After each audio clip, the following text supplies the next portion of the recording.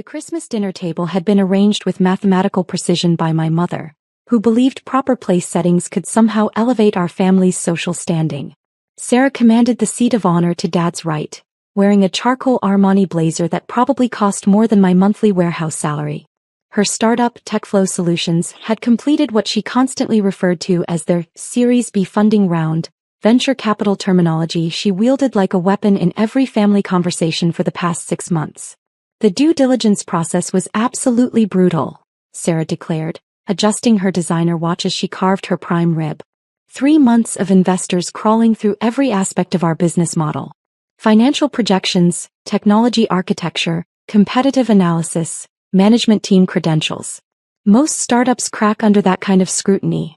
Cousin Marcus leaned forward with obvious admiration. But TechFlow survived the process? More than survived, Sarah smiled triumphantly. The lead investor called our AI integration platform revolutionary. They said they'd never seen market penetration analytics like ours in the enterprise software space. Uncle Robert raised his wine glass with ceremonial gravity.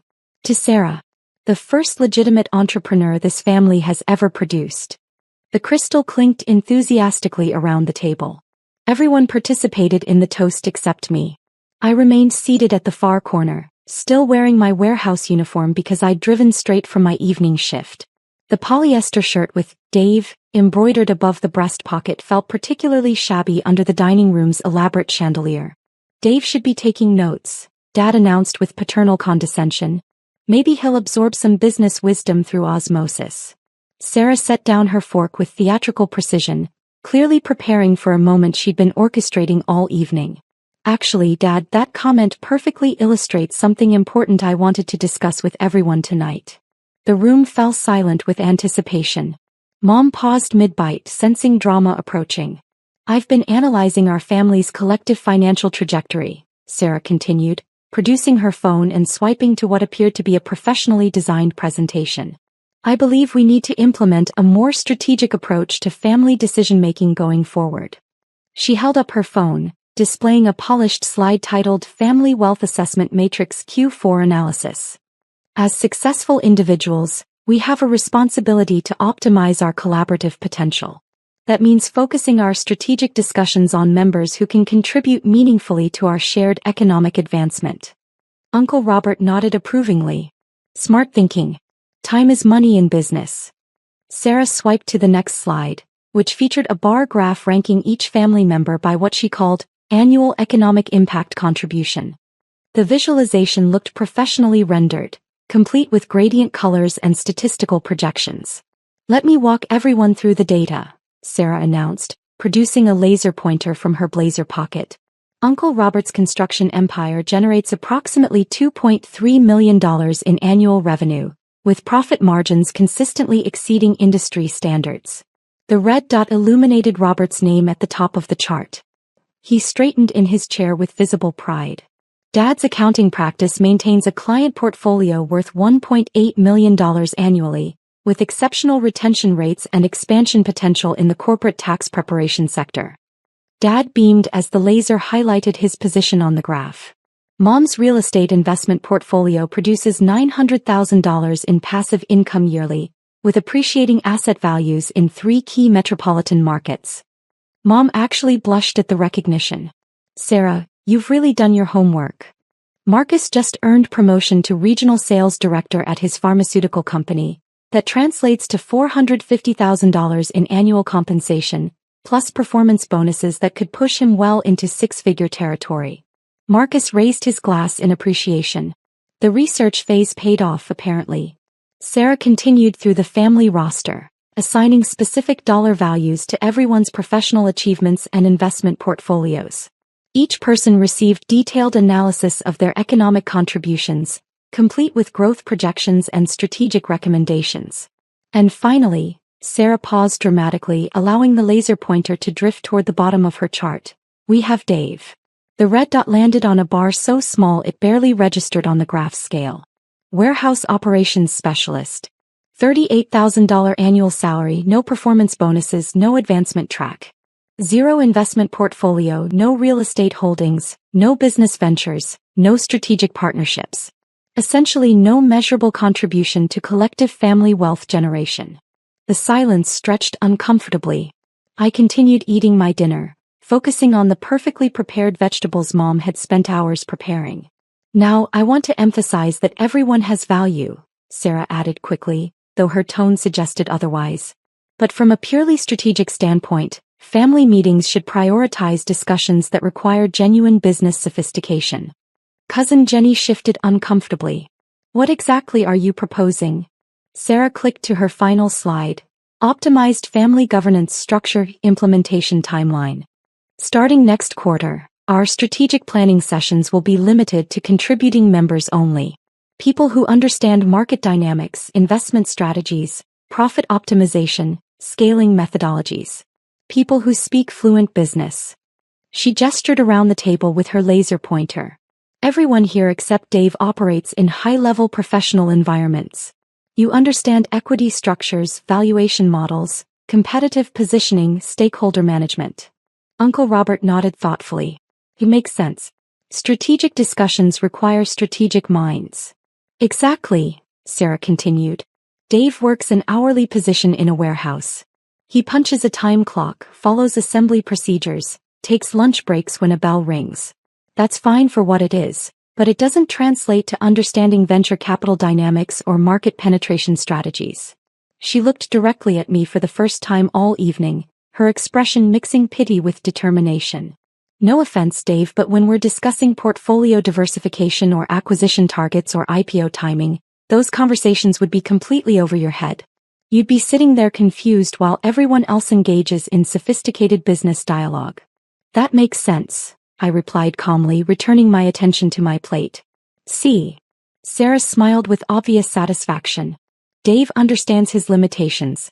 He's not interested in pretending he belongs in discussions about things he doesn't comprehend. Dad cleared his throat approvingly. So how would this work practically? Sarah clicked back to her implementation timeline. Regular family gatherings continue as normal, birthdays, holidays, casual dinners. Everyone participates in social events. But strategic business meetings, investment discussions, wealth management planning sessions, those become contributor exclusive. When would these meetings happen? Mom asked. I was thinking monthly, rotating between our offices and homes. Next week, for instance, I could host everyone at TechFlow's headquarters downtown. Show you our development labs, introduce you to our advisory board, demonstrate our proprietary algorithms. Marcus looked intrigued. What kind of topics would we cover? Everything from family investment pooling to collaborative business ventures. Uncle Robert might have construction projects that need financing. Dad could help with corporate tax strategies for everyone's businesses. Mom knows commercial real estate better than anyone. She warmed to her theme, clearly having planned this presentation extensively. We could establish a family investment fund, coordinate our purchasing power for better rates on everything from insurance to legal services. Maybe even explore joint ventures, technology solutions for Robert's construction sites, accounting software integration for Dad's practice. What about profit sharing? Robert asked practically. Based on contribution levels, naturally. The people bringing real capital and expertise to the table would see proportional returns on collaborative investments. Jenny glanced at me apologetically. And Dave would just not participate? Sarah shrugged with practiced nonchalance. Dave benefits indirectly from family wealth optimization, obviously. Rising tides lift all boats. But direct participation in strategic decisions requires actual business acumen. She turned back to me with what she probably thought was kindness. Dave, you're welcome to observe sometimes if you're interested. Think of it as informal business education. You might learn something useful for your own career development. I appreciate the offer, I said quietly. Perfect, Sarah declared, clearly pleased with how smoothly her presentation was being received. I'll send calendar invites to everyone who qualified for the contributor track. First meeting is scheduled for next Tuesday at 10 a.m. As she began packing up her presentation materials, Sarah launched into detailed descriptions of TechFlow's recent achievements. The $40 million in Series B funding had exceeded all expectations, apparently. 3 Fortune 500 companies were piloting their enterprise solutions. Their artificial intelligence algorithms were generating unprecedented customer engagement metrics. The scalability potential is extraordinary, Sarah explained, warming to her favorite subject. We're projecting 400% revenue growth in Q1 alone, with expansion into Austin and Seattle markets by summer. How do you manage cash flow with that kind of rapid scaling? Dad inquired, genuinely curious. That's the beauty of having serious institutional investors, Sarah replied confidently. When you've got $40 million in committed capital, cash flow management becomes much more straightforward. We're running about $2.8 million monthly burn rate, but that's completely expected during our growth phase. She pulled up what appeared to be financial projections on her phone, displaying impressive charts and graphs to anyone close enough to see. The investors conducted exhaustive due diligence before committing this level of funding. Background checks, technology audits, market analysis, competitive landscape assessment. When Pinnacle Venture Capital writes a check this size, they've done their homework. Mom looked genuinely amazed. $40 million. I still can't quite believe it. The negotiation process was intense, Sarah admitted modestly. Pinnacle's partners are notoriously selective. They typically only fund companies with proven management teams and revolutionary technology platforms. She glanced meaningfully around the table.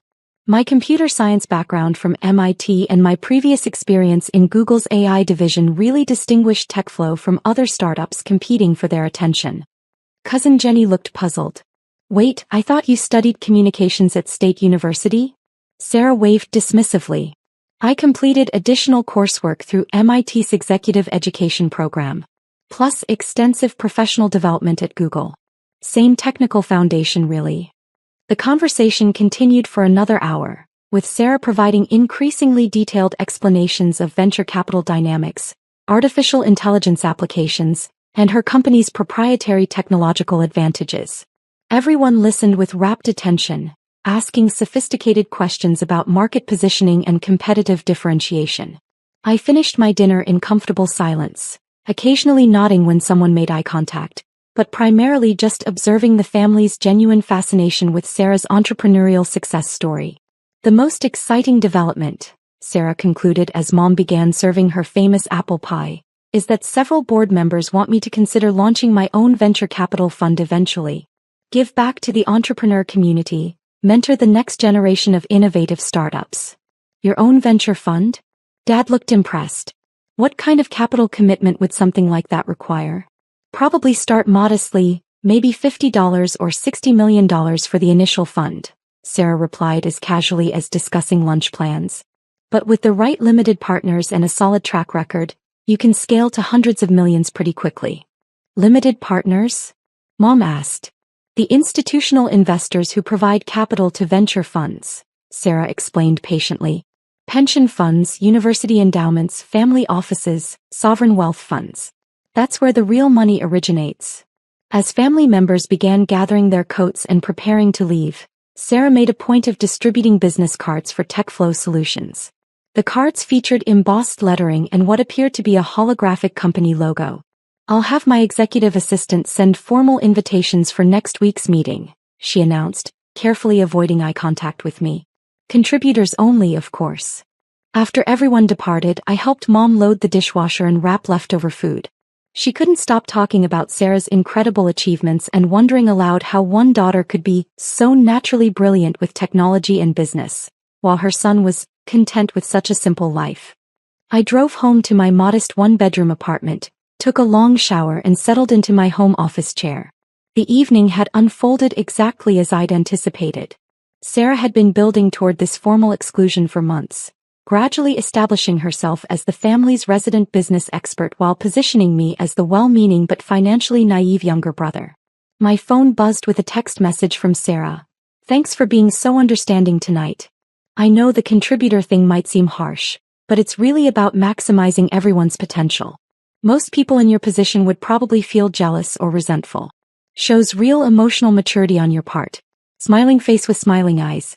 I typed back simply, congratulations on everything you've accomplished.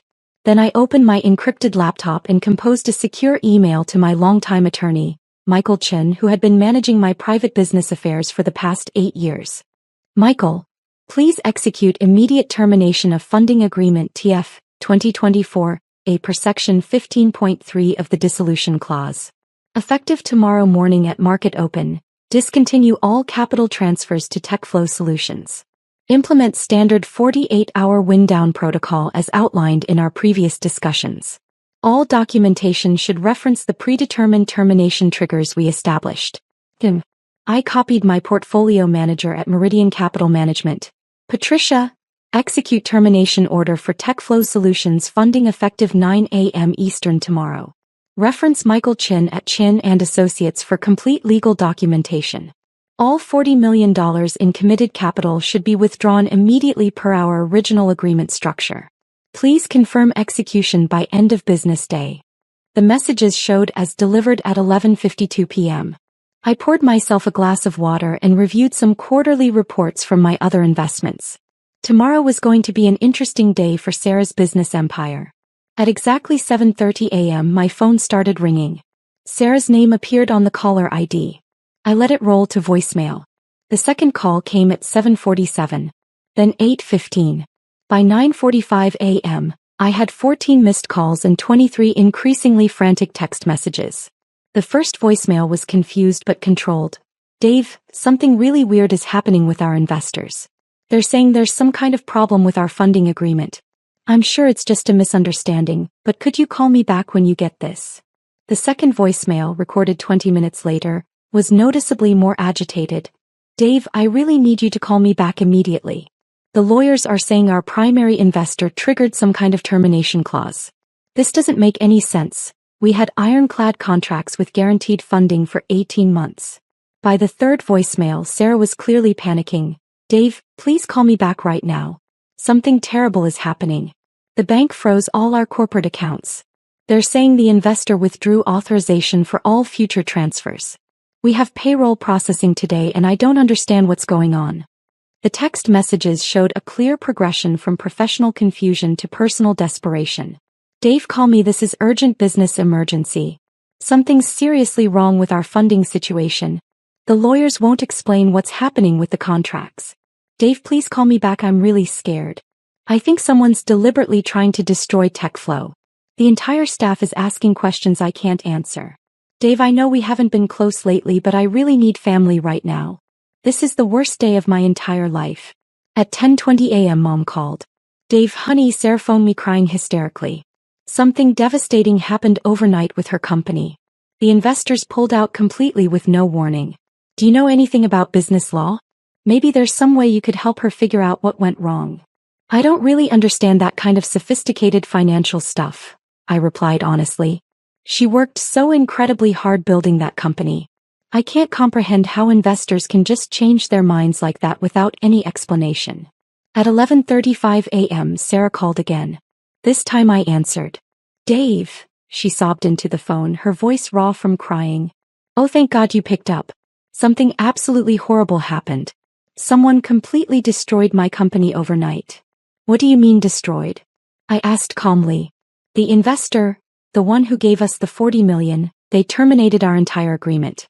Just like that. No explanation, no warning, no negotiation. The lawyers are saying there was some clause buried in our contracts that allowed them to withdraw all funding with only 48 hours notice. That seems like an unusual contract structure, I observed. That's exactly what I said. It doesn't make any business sense. We went through months of due diligence, we had comprehensive legal protections, we had guaranteed funding commitments. How can someone just decide to take back $40 million? I could hear her hyperventilating between sentences. Sarah, try to breathe slowly. What exactly did the lawyers explain about this termination clause? They said our primary investor, some entity called Meridian Holdings, exercised a unilateral termination provision. But Dave, I don't even remember signing anything with Meridian Holdings. Our investor was supposed to be Pinnacle Venture Capital. Maybe Pinnacle works through subsidiary companies? I suggested. That's what I thought initially, but when I called Pinnacle directly, they told me they've never heard of TechFlow Solutions. They have zero records of any investment discussions, no documentation, no contact history. Nothing. Sarah paused and I could hear papers rustling in the background. Dave, I'm starting to think someone was impersonating legitimate investors this entire time.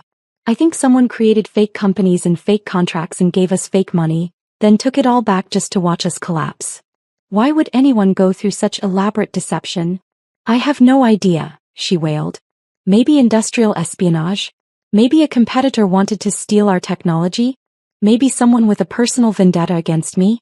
The lawyers are saying it might constitute fraud, but they can't trace the ownership structure of Meridian Holdings. At 1:45 p.m. Uncle Robert called. Dave, your sister called me about some kind of business disaster. Apparently her investors pulled out overnight. She's asking if I know any lawyers who specialize in investment fraud. Do you have any idea what might have happened? Not really, I said. Sarah knows much more about business than I do. This whole situation sounds extremely suspicious. Legitimate venture capital firms don't just evaporate $40 million without proper legal procedures. At 2:30 p.m., my attorney Michael called to confirm completion of the termination process. Everything executed exactly as planned, he reported professionally. TechFlow's corporate accounts have been frozen, all funding agreements officially terminated, all future capital commitments voided. Ms. Sarah Martinez received proper legal notification through established channels. Any complications with the dissolution? None whatsoever. The contracts you instructed me to draft 18 months ago were completely airtight. She signed every document, including the 48-hour termination clause requiring no cause or justification. Everything was perfectly legal and precisely documented. What about the Meridian Holdings entity? Dissolved according to plan. All corporate documentation sealed for 7 years per Nevada privacy statutes. No traceable connections to any of your other business entities or personal assets. That evening around 6 p.m. Sarah called one final time. Dave, I need to ask you something personal and please don't take this the wrong way. Okay. Last night at dinner when everyone was laughing about the business meeting exclusion thing, you seemed, I don't know, unusually calm. Most people would have been angry or hurt or embarrassed. I wasn't angry, I said truthfully. But weren't you at least hurt? When I basically announced that you weren't smart enough to participate in family business discussions anymore. I considered this carefully. Sarah, you made a decision based on what you genuinely believed was best for everyone involved. I can respect that reasoning. She was quiet for a long moment, and I could hear her breathing slowly on the other end of the line. Dave, do you think this could be karma? Like the universe somehow punishing me for being cruel to you? I don't really believe in cosmic justice, I replied. Because if this is some kind of karmic retribution, I want you to know that I'm truly sorry. I never meant to hurt your feelings. I was so proud of what I thought I'd accomplished and I wanted respect from everyone in the family, and I thought excluding you would make me seem more professional. Sarah, you don't need to apologize for being successful. But I wasn't actually successful, she cried. None of it was real. Someone was manipulating me this entire time. They gave me fake money and let me pretend to be important and brilliant, then they took it all away just to humiliate me in front of everyone. I'm genuinely sorry this happened to you. The absolute worst part is that I have to face everyone at next week's family meeting. I have to explain that there is no company, there never was $40 million in real funding, and I'm not the brilliant entrepreneur I pretended to be. She started sobbing again, deep wrenching sounds that made my chest tighten with sympathy. Dave, will you please come to the meeting? I know I said you weren't qualified to participate, but I can't face everyone alone. I need at least one person there who won't judge me. Of course I'll be there, I said immediately. Thank you, Dave. Maybe you could sit next to me this time? Instead of way down at the end of the table where I banished you. If that's what you want. The family meeting had been scheduled for the following Tuesday at Sarah's downtown office. Except Sarah no longer maintained an office downtown. The building's management company had terminated her lease that morning when TechFlow's bank accounts were frozen and rent payments bounced. Instead, we reconvened in Mom and Dad's living room.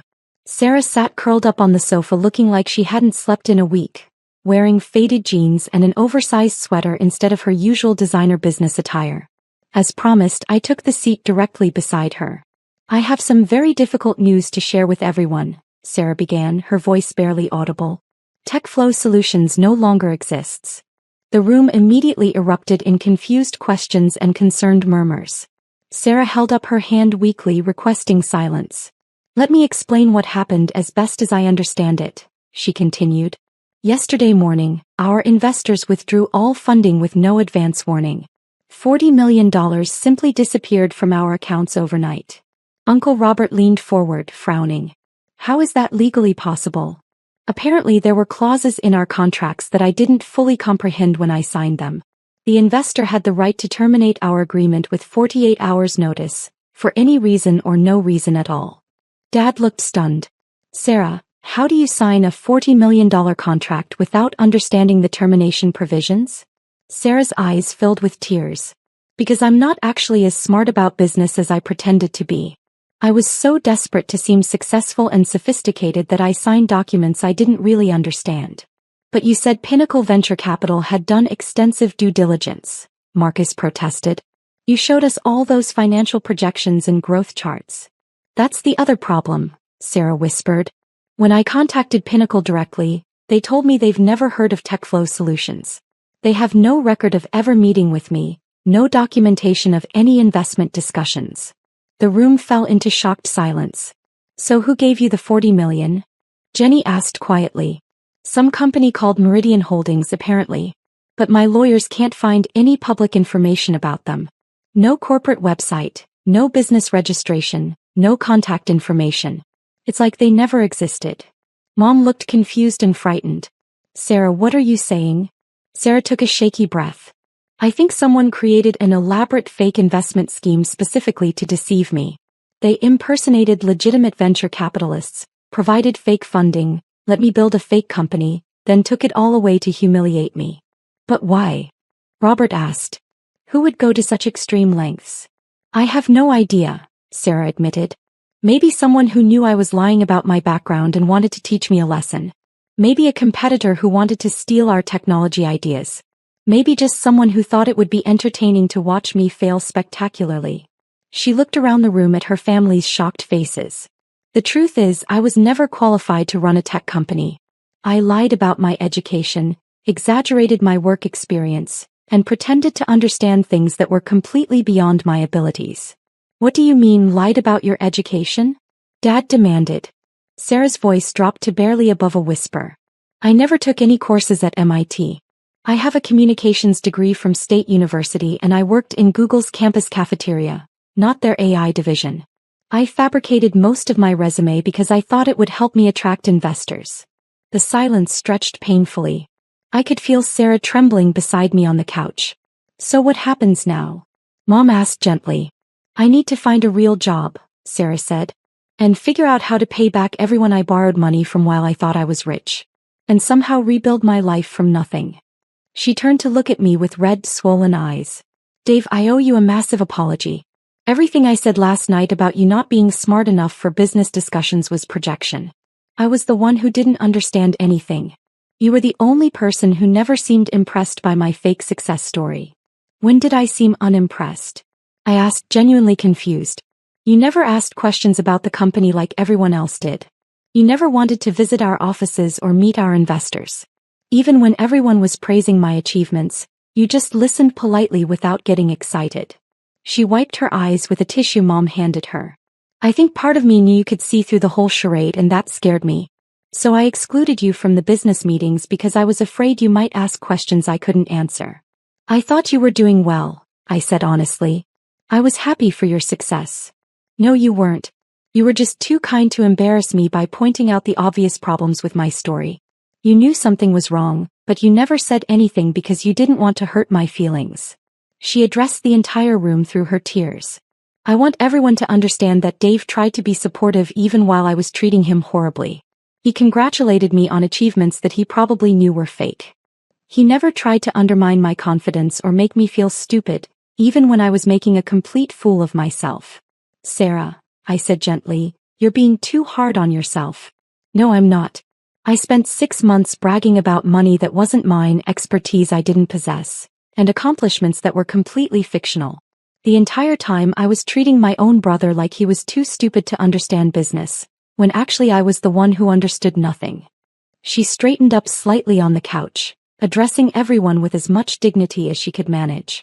Starting immediately, there are no more contributor requirements for family meetings. Everyone participates equally regardless of income or education or job title. Family meetings are for family, period. Uncle Robert cleared his throat uncomfortably. Sarah, we all make mistakes. This doesn't change how we feel about you as a person. It should change how you feel about me, Sarah replied. Because the person you've been admiring for 6 months doesn't actually exist. I'm not a successful entrepreneur. I'm not brilliant with technology. I don't understand venture capital or artificial intelligence or any of the sophisticated business concepts I pretended to master. She looked directly at each family member in turn. I'm just someone who got completely in over her head and was too proud and scared to admit it or ask for help. The meeting concluded with family members offering various forms of support and encouragement. Several people mentioned job opportunities they might be able to help arrange. Mom insisted that Sarah move back home temporarily to save money while she rebuilt her life. After everyone else had left, Sarah asked if she could walk me to my car.